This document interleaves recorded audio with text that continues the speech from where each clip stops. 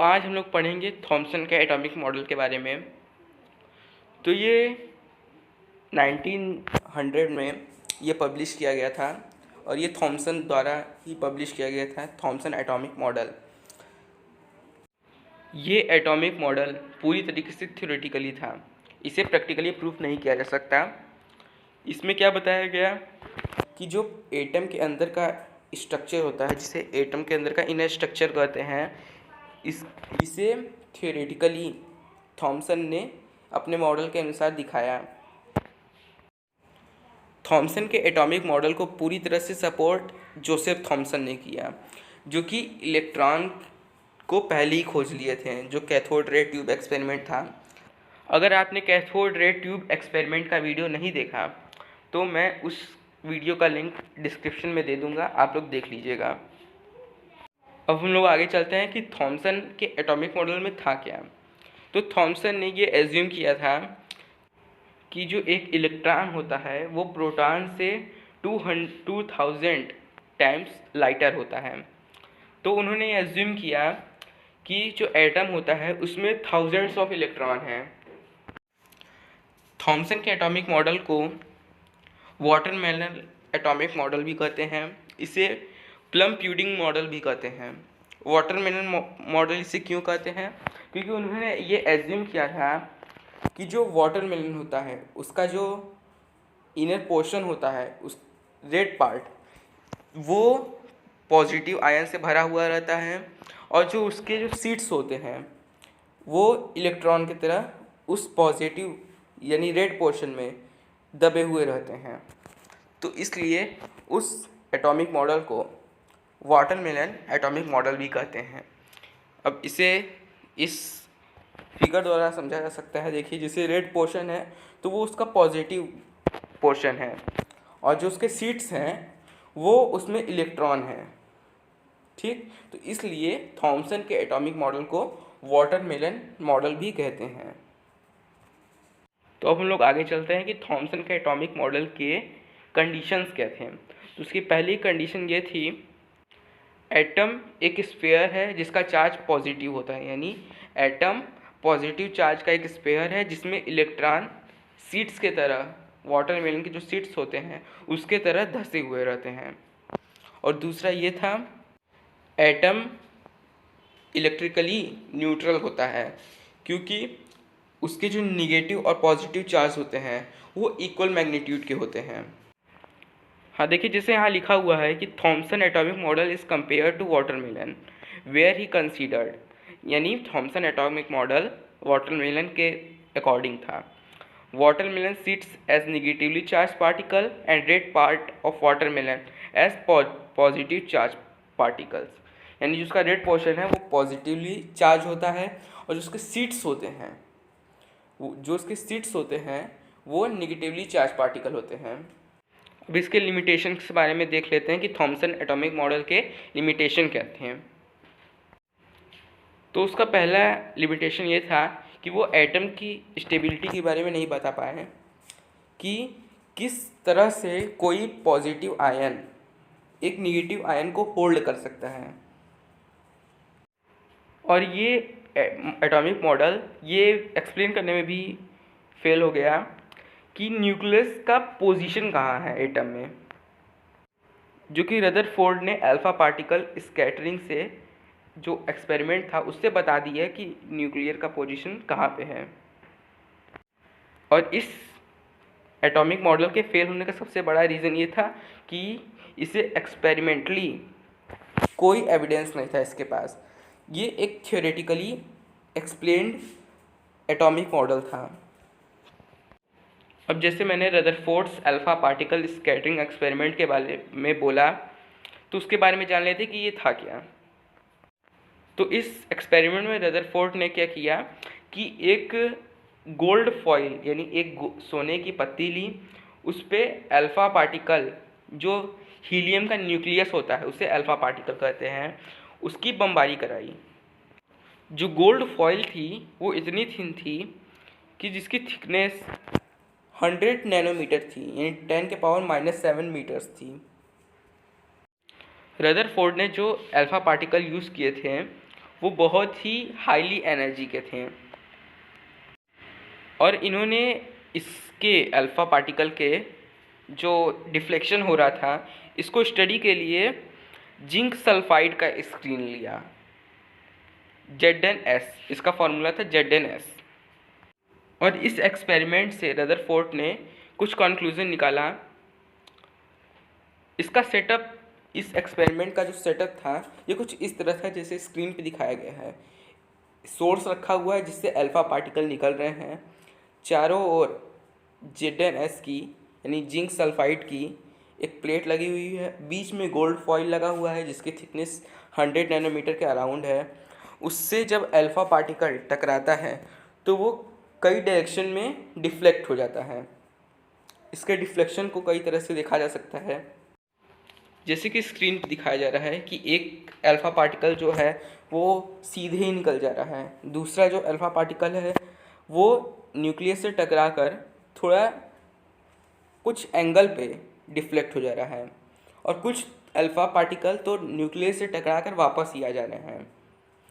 तो ये कई कंडीशंस पे होता है, जिसमें कुछ अल्फ़ा पार्टिकल सीधे निकल जाते हैं, कुछ न्यूक्लियस से टकरा कर कुछ एंगल पे निकलते हैं, और कुछ अल्फ़ा पार्टिकल तो वापस आ जाते हैं। और जब ये अल्फ़ा पार्टिकल डिफ्लेक्ट होकर ZnS यानी जिंक सल्फाइड के प्लेट से टकराते हैं तो वहाँ पे एक ग्लो उत्पन्न हो जाता है, यानी एक ग्लो जनरेट हो जाता है। अब हम लोग ये जान लेते हैं कि अल्फ़ा पार्टिकल का सोर्स क्या होता है। ये सोर्स कोई रेडियो एक्टिव डिके भी हो सकता है, यानी अगर कोई जहाँ रेडियो एक्टिव रिएक्शन हो रहा है तो वहाँ से जो अल्फ़ा पार्टिकल निकलते हैं उसको एनर्जेटिक करके उसका यूज़ कर सकते हैं। अब इसके कंक्लूजन पे देखते हैं कि उन्होंने क्या क्या ऑब्जर्वेशन किया। तो उन्होंने ऑब्जर्वेशन किया कि major fraction of alpha particle, यानी बहुत से अल्फ़ा पार्टिकल गोल्ड फॉइल पर बमबारी करवाने पर वो सीधे ही निकल जा रहे हैं, यानी वो डिफ्लेक्ट नहीं कर रहे हैं, उनका डिफ्लेक्शन एंगल जो है वो ज़ीरो है, यानी एटम का जो ज़्यादातर भाग है वो इम्प्टी है। और दूसरे में देखें तो कुछ अल्फ़ा पार्टिकल डिफ्लेक्ट होकर कुछ एंगल पे निकल जा रहे हैं, यानी इससे पता चलता है कि जो एटम का कुछ भाग है, यानी जो बीच का भाग है उस पर पॉजिटिवली चार्ज है, क्योंकि तभी ना वो कुछ एंगल पे डिफ्लेक्ट कर रहा है, क्योंकि अल्फ़ा पार्टिकल भी पॉजिटिवली चार्ज होता है और जो न्यूक्लियस होता है वो भी पॉजिटिवली चार्ज होता है। तब उन्होंने ये लगाया कि ये न्यूक्लियस ही है। तब जाके रदरफोर्ड ने ये बताया कि जो न्यूक्लियस होता है वो एटम के सेंटर पे होता है। और तीसरा ये था कि बहुत कम ऐसे अल्फ़ा पार्टिकल थे जो गोल्ड फॉइल से टकरा के वापस आ जा रहे थे, यानी इसका मतलब कि जो एटम का पूरा मास है किसी एक जगह पे कंसंट्रेट है, और उस कंसंट्रेट भाग को ही इन्होंने न्यूक्लियस कहा, जिस पे पूरा एटम का पूरा पॉजिटिवली चार्ज बिखरा हुआ होता है। अब हम लोग चलते हैं रदरफोर्ड के एटॉमिक मॉडल के बारे में पढ़ने। ये जो था अल्फ़ा पार्टिकल पर बेस्ड ही रदरफोर्ड ने थॉमसन के एटॉमिक मॉडल को डेवलप करके बनाया था।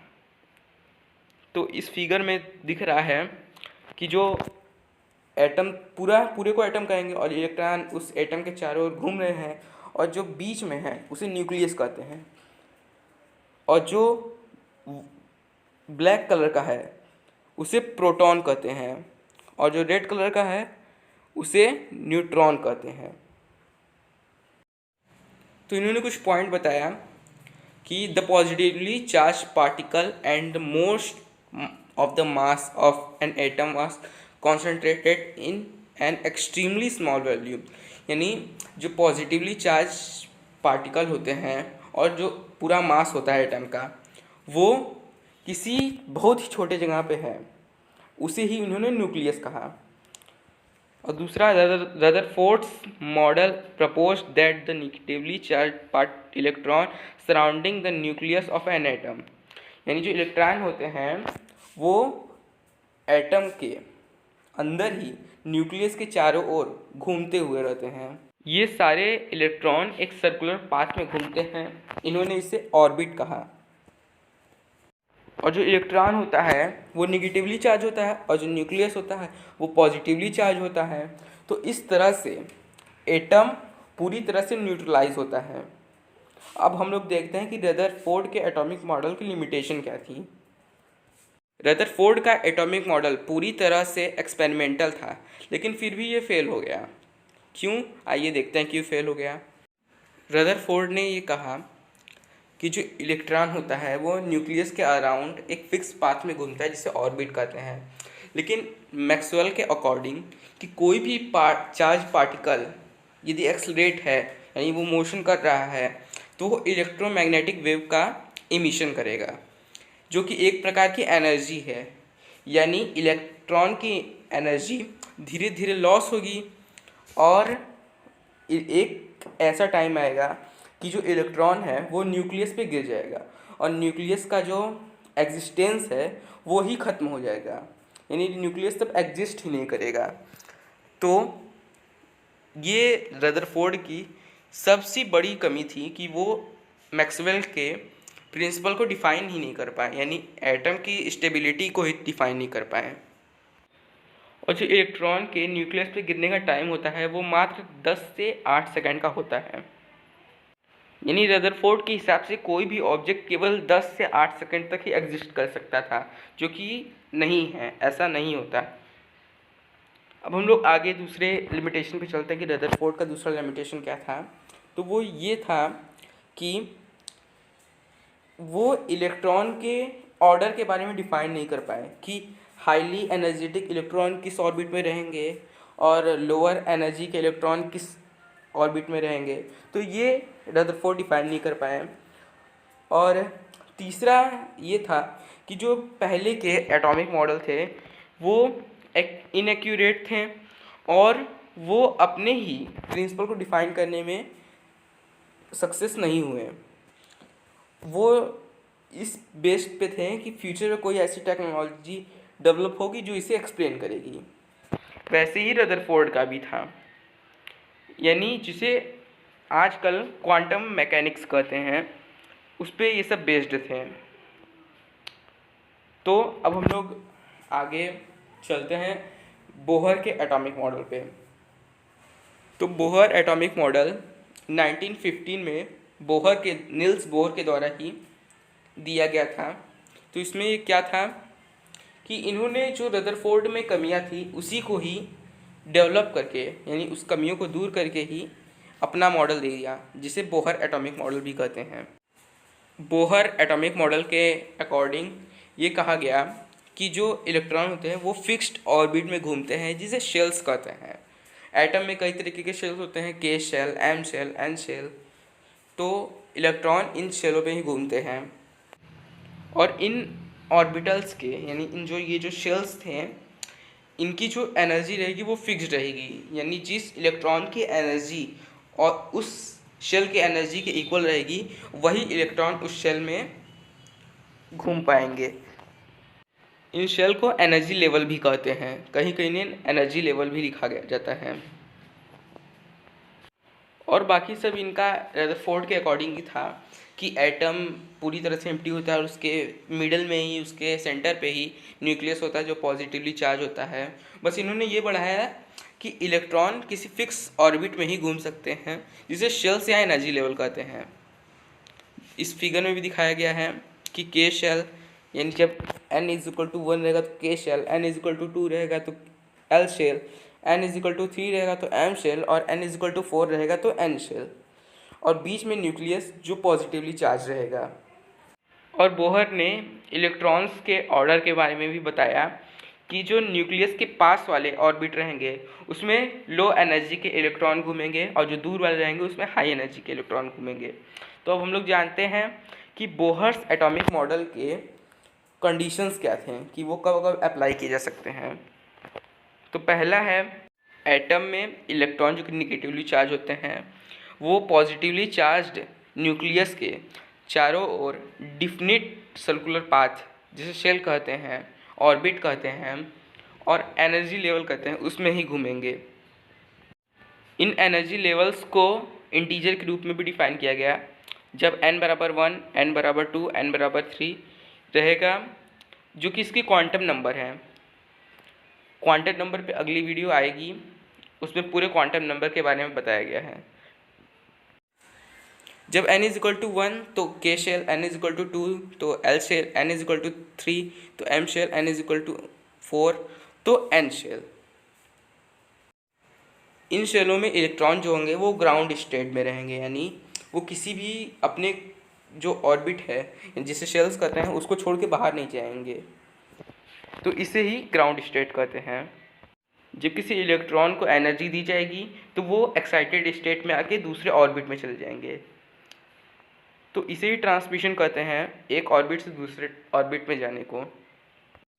जब किसी लोअर एनर्जी के इलेक्ट्रॉन को एनर्जी दी जाएगी तो हाई एनर्जी के ऑर्बिट में चला जाएगा, और जब हाई एनर्जी के ऑर्बिट में कोई इलेक्ट्रॉन जब एनर्जी निकालेगा, यानी एनर्जी को जब इमिट करेगा, तो वो लोअर एनर्जी के ऑर्बिट में आ जाएगा, और इसके बीच आने जाने के बीच एक फोटोन रिलीज़ होगा जो कि इलेक्ट्रोमैग्नेटिक वेव नेचर का होगा। इलेक्ट्रॉन केवल उसी ऑर्बिट में घूम पाएगा जिसमें उसका एंगुलर मोमेंटम h/2 पाई का पूरी तरीके से गुणज होगा, यानी मल्टीपल होगा। जब NH/2 पाई का मल्टीपल होगा तभी वो उस ऑर्बिट में घूम पाएगा। अब इसके लिमिटेशन की ओर चलते हैं कि बोहर्स एटॉमिक मॉडल का लिमिटेशन क्या था। तो पहला ये था कि बोहर का एटॉमिक मॉडल जीमान इफेक्ट और स्टार्क इफेक्ट को डिफाइन नहीं कर पाया। जीमान इफेक्ट यानी मैग्नेटिक फील्ड में किसी एटम के स्पेक्ट्रम में डिफ्लेक्शन, और स्टार्क इफेक्ट यानी इलेक्ट्रिक फील्ड में किसी एटम के स्पेक्ट्रम में डिफ्लेक्शन। और इन्होंने ये भी नहीं हाइजेनबर्ग के अनसर्टिनिटी प्रिंसिपल को भी एक्सप्लेन नहीं कर पाया। एटम के स्पेक्ट्रम और हाइजेनबर्ग के अनसर्टिनिटी प्रिंसिपल का वीडियो भी आने वाला है, उसे देखिएगा आप लोग, तो उसमें पूरा एक्सप्लेन किया जाएगा। बोहर का जो एटॉमिक मॉडल था वो हाइड्रोजन लाइक एटम के लिए ही बनाया गया था। ये हाई एटॉमिक मास के एटम पे लागू नहीं हो सकता, जैसे कि टंगस्टन और आयरन, ये सब पे नहीं लागू हो सकता। अब फिगर आ रहा है एक स्क्रीन पे, तो उसमें बताया गया कि एटम किस तरह से होता है। बीच में न्यूक्लियस होता है जिसमें प्रोटॉन और न्यूट्रॉन होते हैं, उसके चारों ओर इलेक्ट्रॉन चक्कर लगाते रहते हैं। Thanks for watching. अगर आपको वीडियो पसंद आए तो इस वीडियो को लाइक कीजिए, जितना हो सके शेयर कीजिए।